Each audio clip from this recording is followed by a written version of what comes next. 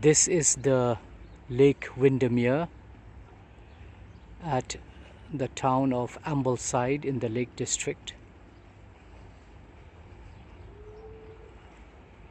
We have come here to unveil and reveal the links and connections between the ancient Khasi people and these islands. Yesterday we were at the Castlerigg stone circles near Keswick. Castlerigg, the word Cass is a derivative from Khasi. The word Keswick is also Keswick, is another Khasi derivative. In this part 8, we would like to repeat some of the comments we made in the earlier postings, especially the reasons, the connections and the similarities between the ancient Khasi people who live in Khasi Hills, Meghalaya and the foothills of the Himalayas, and the British Isles and Europe. The number one connection is of course the name Khasi in Khasi Hills. Cassi, as mentioned by Emperor Julius Caesar, a tribe which fought against him, and their chief Prince Cassivellaunus, or Prince of the Khasi, who united the British tribes to resist Julius Caesar's Roman invasion in 55 BC and 54 BC. The Kati in Germany, also known as the Cassi, from where their city of Kassel gets its name. They even have a University of Kassel there, and Kassel is named because it was known that the Kati tribe of Germany lived around the area. The Cassi of France, they even have a beautiful little town called Cassi in Provence, France, not far from the city of Marseille, the second largest city of France, which by the way was believed to have been built by the Phoenicians, who were also known as the Khassis or Khasi people. This was mentioned by Lieutenant Colonel Lawrence Austin Waddell in his books.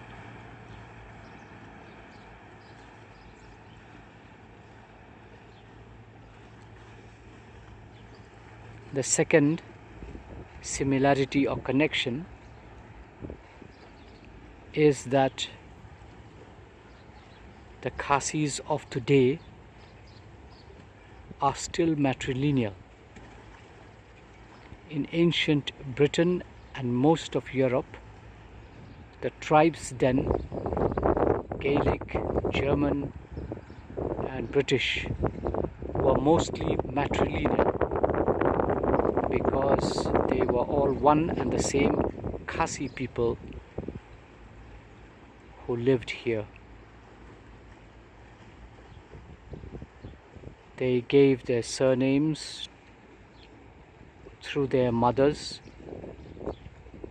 They got their surnames through the mothers and gave the inheritance to the youngest daughter. And among the ancient tribes of those days in Britain and Europe, just like in present-day Khasi Hills, the royal lineage passed through the mother.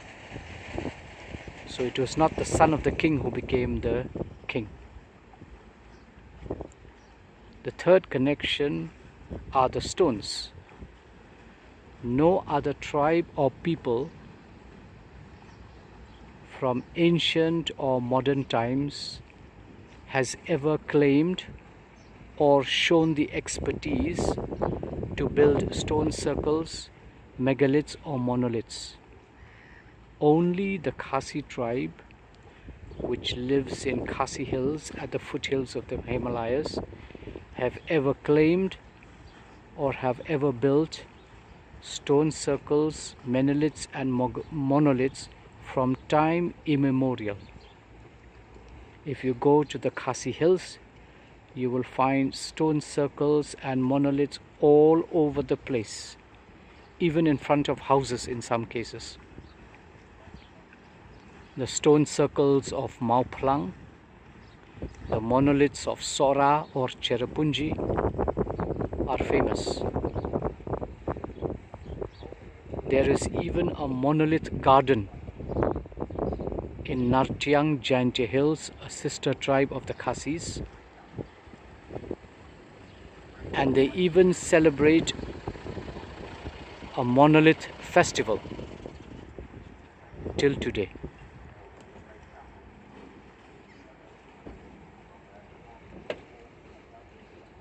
So you have Stonehenge, Avebury, Castlerigg stone circles, the Oyu stone circles in Japan, the Karnak stones in Brittany, France, and elsewhere in the world.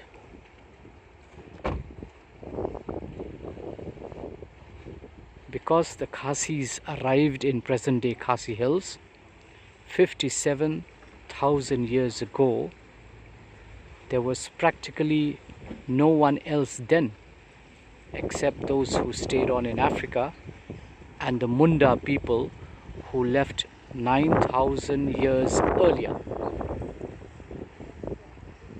The Khasis, being nomads, then proceeded to explore the whole world, including Britain, Europe, China, Japan, Indonesia, Malaysia, Philippines, Vietnam, Laos, Cambodia, Thailand, and so on.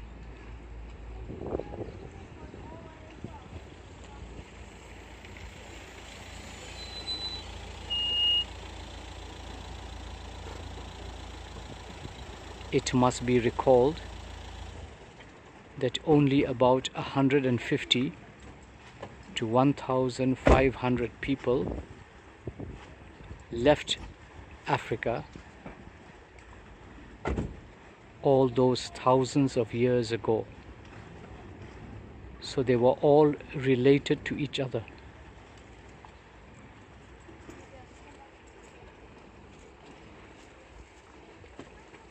Wherever the Khasis went, if they liked the land and approved the land, they erected these stone circles or monoliths as a pact to God, whom they called Ublay or Ublai. They promised God that they would be good stewards of the land and protect the land, protect its forests. That's why the stone circles were erected. In these stone circles, they would conduct rituals, sacred rites, and spiritual gatherings. They would also hold their parliaments, the parliament of the tribe, which they called Dorbar Blay, meaning the parliament of God, in and around these stone circles. If you look at the Castlerigg stone circles, there are other stones which are within the circle. Those are meant for the chief or the king and his nobles to sit, or when religious rites are held, for the chief druid and other priests to sit.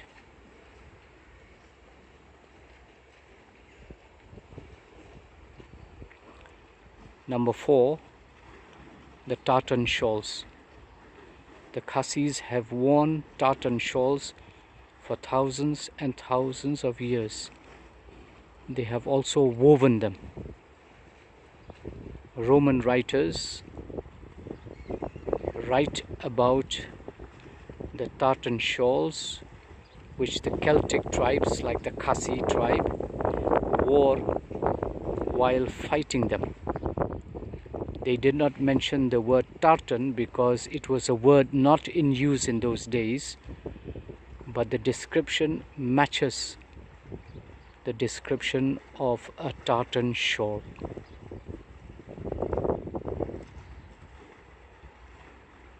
Number 5, the sacred forests. Charles Dickens mentions the sacred groves in his writings. The Khasis are one of the few people in the world which still maintain sacred groves and sacred forests, not just in one area, but in many areas throughout the Khasi and Jaintia hills. These sacred groves are protected by the people themselves. You cannot cut trees inside them. You cannot remove a twig or a leaf or a branch from them, but you can drink of the water which flows from the spring inside the sacred forest, and you can eat of the fruits that grow inside the sacred forest. But you cannot remove any tree, any branch, any leaf, or even any fallen branch of the tree. Number 6, the Druids. Today the Khasis call their ancient Druids Lingdo, but in ancient times they were known as Druids in Britain and in Europe. While here they have died out, that clan has died out, they still live on in the Khasi hills. And though many of the Khasi Jaintias have converted to Christianity, a sizable chunk of the population still follow the ancient Khasi religion, the oldest religion in the world. We encourage people in Britain, in Europe and in Japan to replant these sacred forests. With the current heat wave all over the world, it is paramount that sacred forests are replanted across this planet Earth. Sacred forests are not only good for the planet, they are healing. Many of the world's most intractable diseases could be healed if there were sacred forests, because forests emit phytoncide in the middle of the forest, and phytoncide kills off germs, bacteria and other diseases. Number 7, the names. Herodotus called the British Isles Castlerigg or Castlerigg. Herodotus is known as the father of all historians. He was a Greek historian, and he described these islands as Castlerigg or Castlerigg. Why? Because it was the Khasi people who mined tin here. Just like you call Germany because Germans live there, just as you would call Rome because it is Romans who live there. So these islands were called by the Greeks Castlerigg or Castlerigg because it was the Khasi people who lived here in ancient times. And the Khasis mined tin. And the Greek word for tin was kasiteros. Just like you say American jeans, because the Americans first produced jeans. Just as you would say Russian vodka, because the Russians produced vodka. Or Scotch whiskey, because the Scots produced whiskey. So too you say kasiteros, because the Khasis produced tin in those ancient times. And then you have most of the old pre-Roman names of British towns all ending in Why? Because in the Khasi hills many places start with Shirpi, Sosun. Means water. And so when they came here 30,000 to 40,000 years ago, they decided to do the opposite, to end most names and cities with the word Thus London was called Londinium. Dinium in Khasi means drink this water. Modern day Colchester was known as Kamulo Don in ancient times. Kamulo Don is a Khasi phrase meaning there is salt in the water. If you look at the Roman British map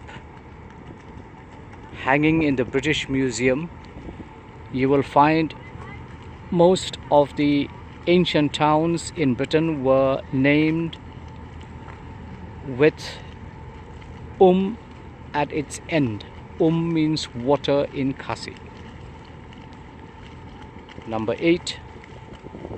Ancient writers like Herodotus, like Julius Caesar mention the word Cassi or Cassiterides or Cassiteriades. It is because the Khasis lived here and mined tin, gold and silver.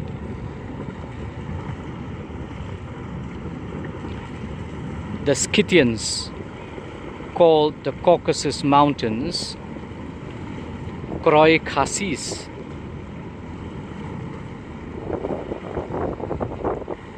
The Greeks called the Caucasus Mountains Khasi.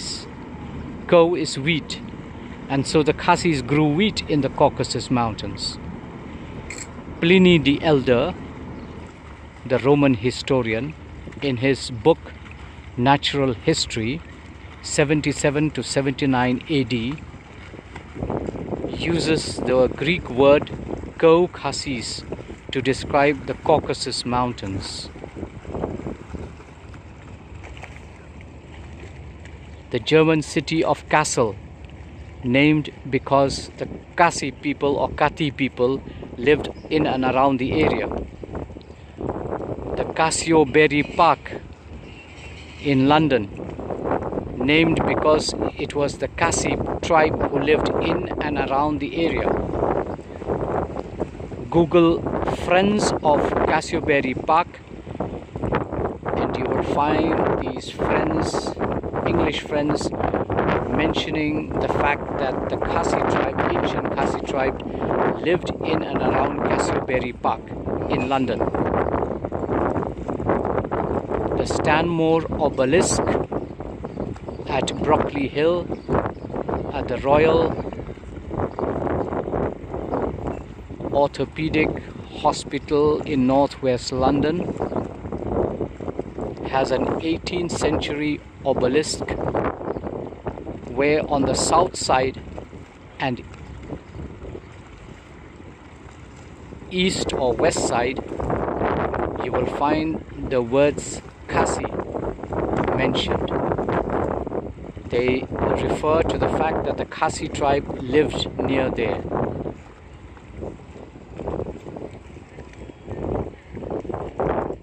If you go to the website www.cornwalllive.com, and look up number 21, you will find that Cornwall in ancient times was known as Cassi.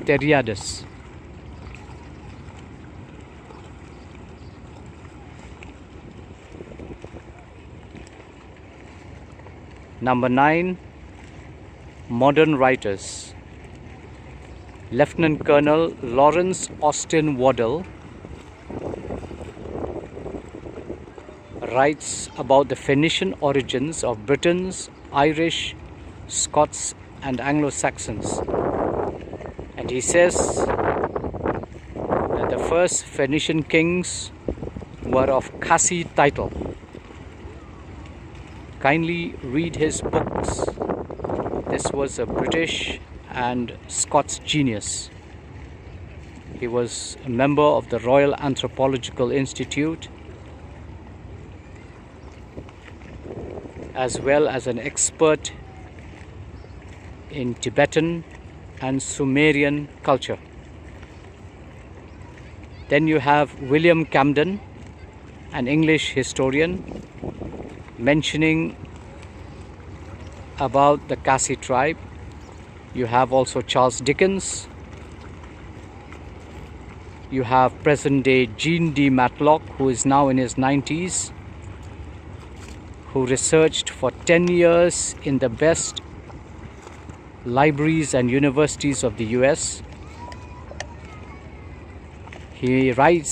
Matlock writes that the Hittites and the Kassites of Babylonia were directly linked to the present-day Khassis, who live in Khasi Hills, Meghalaya, at the foothills of the Himalayas. He also says that the Khasi religion of present day is the oldest living religion in the world. He says they are the parent stock of most people in the world. Also, please read Dr. Satyakam Phukan and his book Ekosai, the Khasi Saga.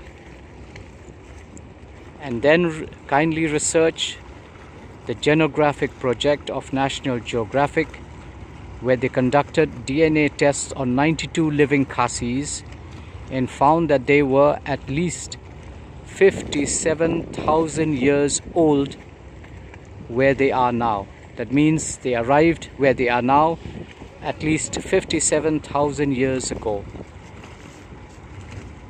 We also suggest that you read the article by Dr. Glenn Kharkongor, the former Vice Chancellor of Martin Luther Christian University. His article is named "The Origin and Ancient Migrations of the Khasi People. Genetics Tells the Story."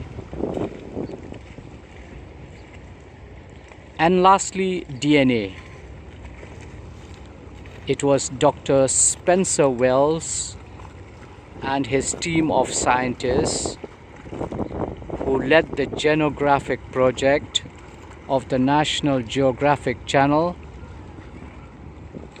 and revealed the DNA testing on 92 living Khassis, in which they found that the Khassis arrived in present-day Khasi Hills at least 57,000 years ago. We humbly suggest that fresh DNA testing be done on at least 10,000 Khassis from various clans and villages, on 10,000 Britons and Europeans, and 10,000 other cultures in the world to confirm this finding of ours.